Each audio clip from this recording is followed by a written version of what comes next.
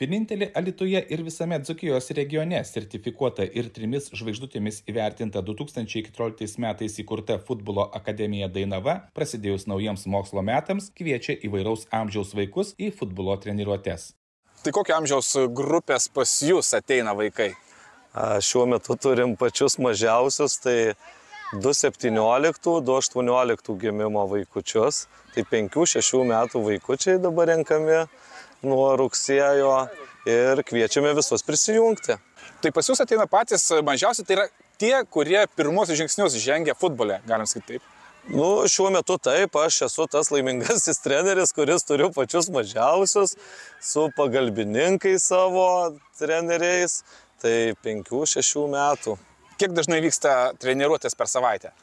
Pakol kas mes sportuojame 2 kartus per savaitę, tai darome antradieniais, ketvirtadieniais nuo 18 valandos Dainavos progimnazijos mokyklos stadione.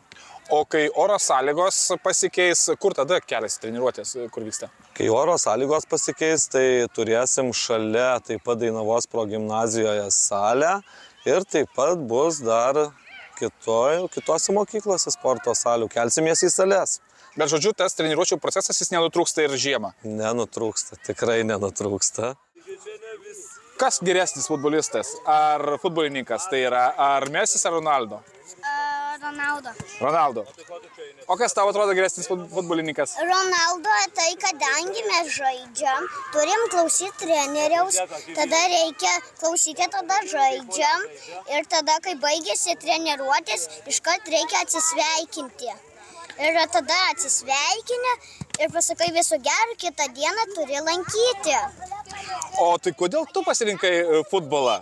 Jis labai norėjo su broliu, Vincu. Aha. O sakykit, ar treneris nėra labai griežtas? Griežtas, kad jis neklauso. Ai, ir ne? Tai kiek jau jums čia 2 kartus į savaitę ar nevyksta užsiėmimai? Ar pirmą? Ai, 1 kartą čia. Tai patiko? Patiko. Ateisi dar kartą? Ateisiu. Gerai. Tvarkoj. Ačiū. Ačiū. Na ir tos emocijos mes matėm, vaikai iš tikrųjų jie labai karštai įsitraukia į treniruočių procesą ir po to, jau po treniruotės, pas juos emocijos tiesiog sproginėja. Tai greičiausiai yra tas pats didžiausias malonumas, ar ne? Taip, didžiausias malonumas tai yra, kada vaikas juokiasi, kada jam linksma, kada tas dalykas, ką jis daro, neša džiaugsmą. Ir, smagu iš tikrųjų matyti tas emocijas ir sakau, aš kaip treneris, tai man ypatingai smagu, kada apsivaro kažką gražų veiksmą padaro su kamuoliu ir be jokios abejonės, kiekvienas sportinis žaidimas yra emocija ir ta emocija turi būti gera, tai be galo smagu matyti tas emocijas geras. Tai jeigu, pavyzdžiui, dabar kas žiūri, tai tikrai gali ar ne savo atžalas drąsiai atvesti ir jau ir prasidėjus mokslo metam į būrelį bus įtraukti. Taip, taip. Šia grupė yra dar renkama ir mes rinksim ją ir priimsim. Nebus taip, kad užsivers durys kažkada ir vietų nebus. Tikrai kviečiame atvykti, pabandyti, pasikrauti gerų emocijų ir žaisti futbolą. Tai sakykit, kodėl nusprendėt savo atžalą leisti į Dainavos futbolo akademiją? Tai telefone, YouTube'ai prisižiūrėjo visų šitų Ronaldų, Mesių ir pasidarė didelis fanatikas, aprangos, bucai, draugai, futbolas ir norėjo futbolą lankyti. Tai tiesiog taip pagal jo norus ir leidom jį čia treniruotis.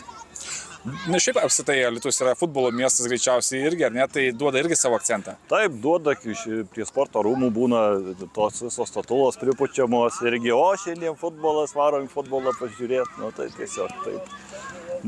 Ir nusprendėm.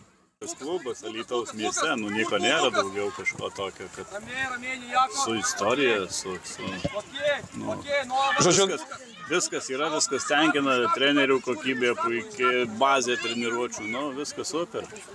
Žodžiu, tai didžiausiai įtaką daro tai, kad tai yra titoliškiausias klubas Alytuje. Taip, su rimtu požiūriu į vaikus ir, sakyčiau, šiuo metu labai kylančių visų šitų reikalų, labai dėmesingi treneriai, viskas puikiai.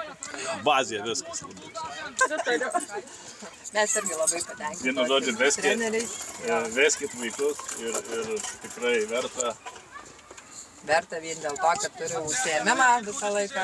Tikrai daug dažniau pradėjau ir su kamuoliu būti. Daug varžybų. Daug važiuoju visur. Ir tai greičiausiai irgi yra tas laikas, kuris yra praleidžiamas tikrai ne prie išmaniųjų įrenginių. Taip. O ar nebuvo taip, kad būtų, sakytų, aš nenoriu, jau gal aš noriu prie kompiuterio pasidėti? Ne, sako, greičiausiai jei nebesi, tai tada man ir nieko nereikia. Taip, tai sakykit, kaip jums treniruotės futbolo? Labai gerai. Labai fainai. Labai patinka? Taip. Tai o kodėl jūs pasirinkot futbolo treniruotės? Nes patinka. Pas mane yra aplinkui visi žaidžia futbolą, tai ir aš užsimaniau. Pamačiau vieną video, kur Ronaldo žaidžia, tai pradėjau ir aš gal. Su draugais pasimatyti. Aš ir taip pat kaip Deivikas. Norėjau tapti suaugęs futbolininku. Sakykit, tai vis dėlto, aišku, visada yra smagiausia rungtynės, kai vyksta, bet greičiausiai be gerų treniruočių pergalės neįmanomos. Taip. Ar galit dabar atsakyti tą patį sunkiausią klausimą, tai kuris geresnis futbolininkas, Mesis ar Ronaldo?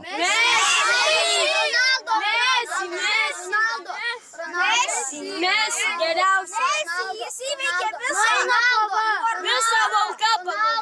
Eina kova. Su kokio amžiaus vaikais tenka dabar dirbti?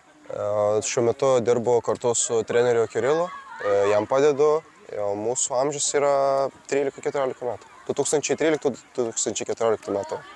Tai čia tas amžius, kada iš tikrųjų vaikai labai yra azartiški ir aišku, jiem norisi labiau rungtyniauti negu treniruotis. Mes irgi paklausėm, tai jie sako, taip, smagiau yra žaisti rungtynes, bet be treniruočių ar ne, nėra tų rezultatų.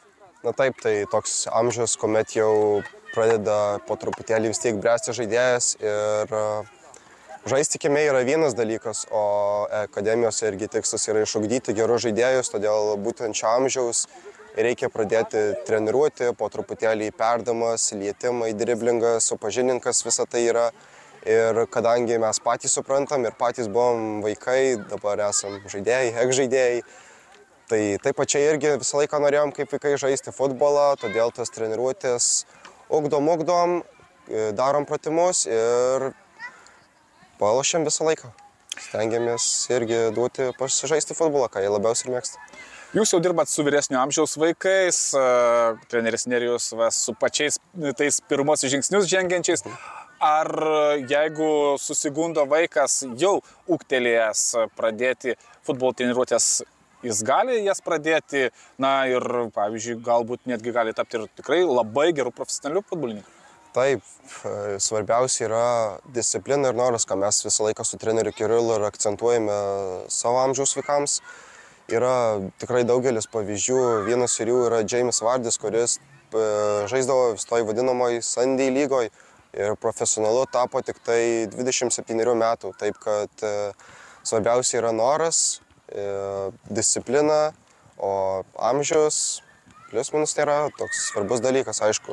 Kuo anksčiau pradės vaikai, tuo daugiau mes galėsime jiems suteikti ir didesnis šansas, kad jis taps profesionalu.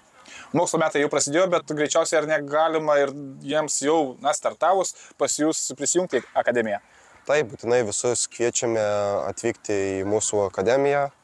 Yra daug amžiaus grupių, taip kad bet kuriam vaikui rasime vietą tobulėti čia pas mus.